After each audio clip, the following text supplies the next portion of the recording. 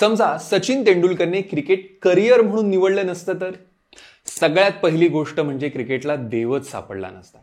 म्हणजे क्रिकेटच्या पंढरीचा गाभारा हा सचिन नावाच्या पांडुरंगाशिवाय रिकामा असता. भारताची एक संपूर्ण जनरेशन क्रिकेटकडे अट्रॅक्टच झाली नसती. सचिन जर क्रिकेटमध्ये नसता तर आज भारतात ज्या भक्तिभावानं क्रिकेट खेळलं जातं किंवा ज्या इंटरेस्टनं ते पाहिलं जातं ते पाहिलंच गेलं नसतं. भारताचा आज क्रिकेट विश्वात जेवढा दबदबा आहे तेवढा निर्माण झाला असता का? आता खेळणारी संपूर्ण इंडियन क्रिकेट टीम ही सचिनला बघत बघतच मोठी झाली आहे. त्यांना इन्स्पायर कोणी केलं असतं? मुळात MRF, रेनॉल्ड्स, बूस्ट यासारख्या नामांकित कंपन्यांचं मार्केटिंग कसं झालं असतं? आणि आज आपण जो संपूर्ण जगात माज करतोय की भले असो तुमच्याकडे मोठमोठाले क्रिकेटर्स, आमच्याकडे क्रिकेटचा देव आहे, तो माज आपण कसा काय केला असता? स्टेडियम मध्ये जेव्हा सचिन सचिन असा आवाज ऐकल्यानंतर गुजबम्स येतात, ते कसे काय अनुभवले असते? बरं, ह्या सगळ्या झाल्या इमोशनल गोष्टी. आता क्रिकेटच्या दृष्टीने ह्याकडे जरा बघूया. नमस्कार, मी सौरभ नाईक आपलं स्वागत करतो एका नव्या कोऱ्या सिरीज मध्ये ज्याचं नाव आहे सेन्सिबल मीडिया प्रोडक्शन प्रस्तुत काय म्हणता, powered by smile please media.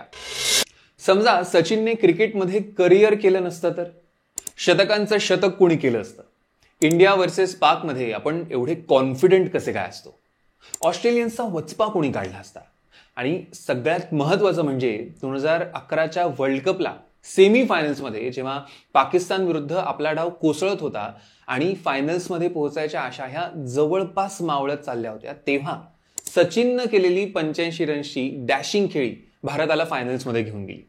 आणि तेव्हा जर सचिननं ती खेळी खेळली नसती तर भारत 2011च्या वर्ल्ड कप फायनल्समध्ये पोहोचूच शकला नसता आणि भारताचं पर्यायानं सचिनचं वर्ल्ड कप जिंकण्याचं स्वप्न हे अपूर्णच राहिलं असतं. म्हणजे हे इमॅजिन करूनच मला जरा टेन्शन आलंय. हे टेन्शन घालवण्यासाठी आपण त्याचे रेकॉर्ड्स बघूया. म्हणजे अगदी गिने-चुने रेकॉर्ड्स आहेत पण इम्पॉर्टंट आहेत. सगळ्यात आधी त्याचे टेस्ट, ODI आणि T20 मधले अगदी कंबाईंड रेकॉर्ड्स बघूया. Most runs in career 34,357. Most 90s in career 28. Most player of the series award 20. Most 100 against one team 20. आणि जर आपण टेस्ट मॅच करिअर मधले रेकॉर्ड्स पाहिले तर मग most matches in career 200. Most runs in career 15,921. Most 100s in career 51. Most 90s in career 10. Most 4s in career 2058 पेक्षा जास्त. आणि वन डेचा तर तो राजाच आहे. म्हणजे वन डे इंटरनॅशनल्स मध्ये त्याचं 22 वर्ष 91 दिवसांचं करिअर आणि फास्टेस्ट 18,000 रन्सचा रेकॉर्ड त्याच्या नावावर आहे. सचिन त्याच्या इंटरनॅशनल क्रिकेटमध्ये एकूण 664 मॅचेस खेळला आणि त्यात त्याने 34,357 रन्स केले. त्याच्या 23 वर्षांच्या करिअरमध्ये त्याने 463 वन डे मॅचेस खेळल्या, त्यातल्या 234 मॅचेस इंडिया जिंकली आणि या 234 मॅचेसमध्ये त्याच्या 33 सेंचुरीज आणि 59 हाफ सेंचुरीज. आता मला सांगा, हे एवढं सगळं सचिनशिवाय कसं काय पॉसिबल होतं? आपण एवढं सगळं बोलतोय तरी राहून राहून एक प्रश्न मनात येतोच की जर सचिन क्रिकेटर नसता तर मग नेमका कोण झाला असता?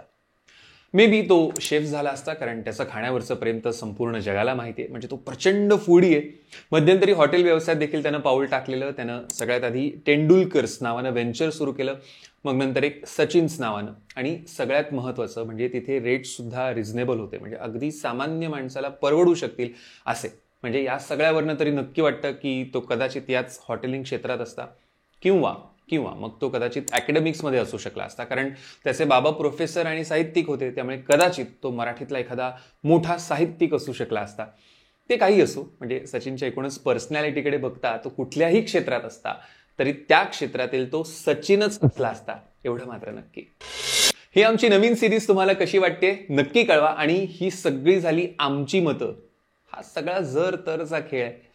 तुमचं ह्या विषयावर काय मत आहे कमेंट करून नक्की कळवा आणि सबस्क्राईब करायला विसरू नका सेन्सिबल मीडिया प्रोडक्शन.